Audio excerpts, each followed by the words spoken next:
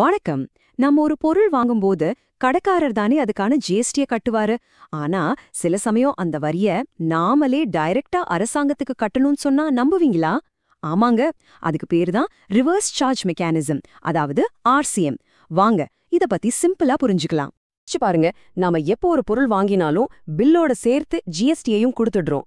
அது கவர்மெண்ட்ல கட்டுறது அவங்க வேலை. இதுதான் நமக்கு தெரிஞ்ச பொதுவான நடைமுறை. ஆனா எப்பவுமே இப்படிதானே நடக்கும்? இங்கதான் ஒரு பெரிய ட்விஸ்டே இருக்கு. சில சமயங்கள்ல அந்த வரி கட்டுற பொறுப்பு விக்கிறவர்கிட்ட இருந்து வாங்குற நம்ம மேல வந்துடும்.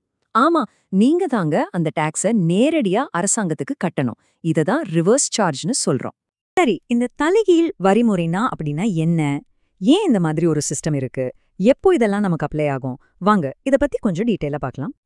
சிம்பிளா சொல்லணும்னா, ரிவர்ஸ் சார்ஜ் மெக்கானிசம்ங்கிறது ஒரு ரோல் ரிவர்சல் மாதிரி.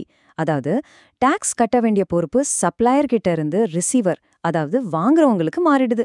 கவர்மெண்ட்டே உங்ககிட்ட, ஹே, நீங்க வாங்கின பொருளுக்கு டாக்ஸ நீங்களே என்கிட்ட டைரக்டா கட்டிடுங்கன்னு சொல்ற மாதிரி தான் இது. இப்போ இந்த ரெண்டுக்கும் இருக்கிற வித்தியாசத்தை பாருங்க. நார்மல் சிஸ்டம்ல நாம சப்ளையர் கிட்ட ஜிஎஸ்டியை கொடுப்போம், அவங்க கவர்மெண்ட்டுக்கு கட்டுவாங்க. ஆனா ரிவர்ஸ் சார்ஜ்ல நாம சப்ளையருக்கு டாக்ஸ் கொடுக்க மாட்டோம், நாமளே டைரக்டா கவர்மெண்ட்டுக்கு கட்டுவோம். இங்க ஒரு முக்கியமான பாயிண்ட் இருக்கு.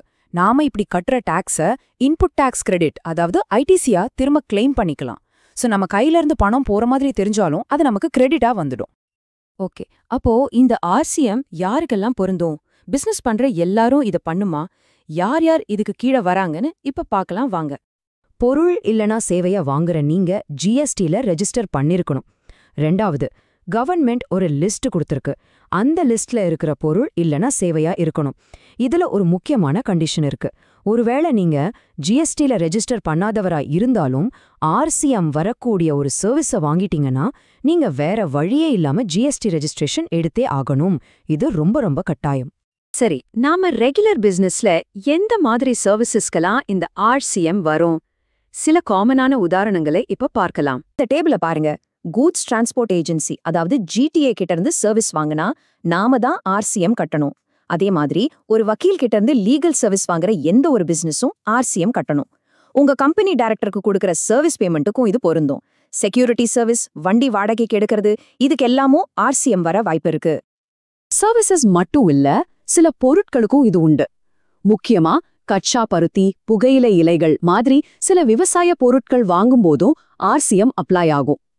ஸ்பெஷலா ரியல் எஸ்டேட் ப்ரொமோட்டர்ஸ், ரெஜிஸ்டர்ட் பண்ணாதவங்க கிட்ட இருந்து சிமெண்ட் வாங்கினா கூட அவங்க தான் ரிவர்ஸ் சார்ஜ்ல டாக்ஸ் கட்டணும். கேக்கும்போது அடடா, இது என்ன எவ்ளோ காம்ப்ளிகேட்டடா இருக்குன்னு தோணலாம். ஆனா உண்மையில இத ஃபாலோ பண்றது ரொம்ப சிம்பிள். ஒரு 4 ஸ்டெப் தான். வாங்க அது என்னன்னு பார்க்கலாம். ஸ்டெப் 1, நீங்களே ஒரு செல்ஃப் இன்வாய்ஸ் ரெடி பண்ணணும். ஏன்னா சப்ளையரோட பில்லுல டாக்ஸ் இருக்காது. ஸ்டெப் 2, டாக்ஸ் அமௌண்ட்டை பணமா, அதாவது உங்க கேஷ் லெட்ஜர்ல இருந்து தான் கவர்மெண்ட்டுக்கு கட்டணும். ஸ்டெப் 3, நீங்க கட்டின அதே பணத்தை அதே மாசம் இன்புட் டாக்ஸ் கிரெடிட்டா கிளைம் பண்ணிக்கலாம். ஸ்டெப் 4, இந்த 2 விஷயத்தையும், அதாவது டாக்ஸ் கட்டினதையும் ஐடிசி எடுத்ததையும் உங்க மாச ஜிஎஸ்டிஆர் 3B ரிட்டர்ன்ல கரெக்டா காட்டிடணும். அவ்வளவுதான். இப்போ ரொம்ப ரொம்ப முக்கியமான ஒரு விஷயம். இந்த ஆர்சிஎம் டாக்ஸை கட்டுறதுக்கு உங்ககிட்ட ஏற்கனவே இருக்கிற ஐடிசி பேலன்ஸை யூஸ் பண்ணலாமா? பதில் ஒரு பெரிய 0. ₹1 கூட அதுல இருந்து எடுக்க முடியாது. முழு டாக்ஸையும் நீங்க கேஷா தான் கட்டியாகணும். இது ரொம்ப முக்கியமான ரூல், நல்லா ஞாபகம் வச்சுக்கோங்க. வாங்க இதை இன்னும் நல்லா புரிஞ்சுக்க சில பிராக்டிக்கல் உதாரணங்களை பார்க்கலாம். கூடவே நாம என்னென்ன தவறுகளை செய்யவே கூடாதுன்னு தெரிஞ்சுக்கலாம். பிசினஸ்க்காக ஒரு வக்கீல் கிட்ட இருந்து லீகல் அட்வைஸ் வாங்குறீங்கன்னு வச்சுக்கலாம். இது ரொம்ப காமனான ஒரு விஷயம். இதுக்கு ஆர்சிஎம் எப்படி வேலை செய்யும்னு பார்ப்போம். வக்கீலோட ஃபீஸ் ₹1,00,000 வச்சுக்கோங்க.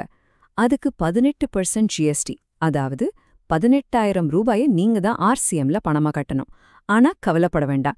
நீங்க கட்டின அந்த ₹18,000 அதே மாசம் உங்க ஜிஎஸ்டிஆர் 3Bல ஐடிசியா கிளைம் பண்ணி திரும்ப எடுத்துக்கலாம். சோ உங்க பாக்கெட்ல இருந்து பணம் போகாது. அடுத்த உதாரணம், குட்ஸ் டிரான்ஸ்போர்ட் ஏஜென்சி, அதாவது ஜிடிஏ. இதுவும் நிறைய பிசினஸ்ல நடக்கிற ஒரு டிரான்சாக்ஷன் தான். இப்போ டிரான்ஸ்போர்ட் சார்ஜ் ₹50,000 வச்சுக்கலாம். அதுக்கு 5% ஜிஎஸ்டி, அதாவது ₹2,500 நீங்க பணமா கட்டிட்டு அதை உடனே ஐடிசியா கிளைம் பண்ணிக்கலாம். ஆனா இங்க ஒரு சின்ன விஷயம் கவனிக்கணும். சில ஜிடிஏ கம்பெனிங்க அவங்களே 12% டாக்ஸ் கட்டுற ஆப்ஷனை எடுத்திருப்பாங்க. அவங்க பில்ல டாக்ஸ் போட்டு வந்தா நாம ஆர்சிஎம் கட்ட தேவையில்லை. அதனால இன்வாய்ஸை செக் பண்றது ரொம்ப முக்கியம். கடைசியா இந்த தவறுகளை மட்டும் பண்ணவே பண்ணாதீங்க. 1. ஆர்சிஎம் டாக்ஸை ஐடிசி பேலன்ஸ்லேருந்து கட்ட முயற்சி பண்றது. 2. செல்ஃப் இன்வாய்ஸ் போட மறக்கிறது. 3. டாக்ஸ் கட்ட லேட் பண்ணா 18% வட்டி கட்ட வேண்டியிருக்கும்.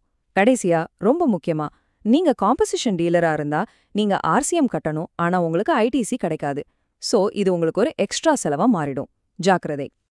மொத்தத்துல ஆர்சிஎம்னா என்னன்னா ரொம்ப சிம்பிள். சில குறிப்பிட்ட பர்ச்சேசஸ்களுக்கு நீங்களே உங்களுக்கு டாக்ஸ் கலெக்டர் மாதிரி நீங்களே டாக்ஸ் கவர்மெண்ட்டுக்கு கட்டிடுறீங்க. இந்த விளக்கம் ஆர்சிஎம் பத்தி உங்களுக்கு ஒரு நல்ல ஐடியா கொடுத்திருக்கும்னு நம்புறேன்.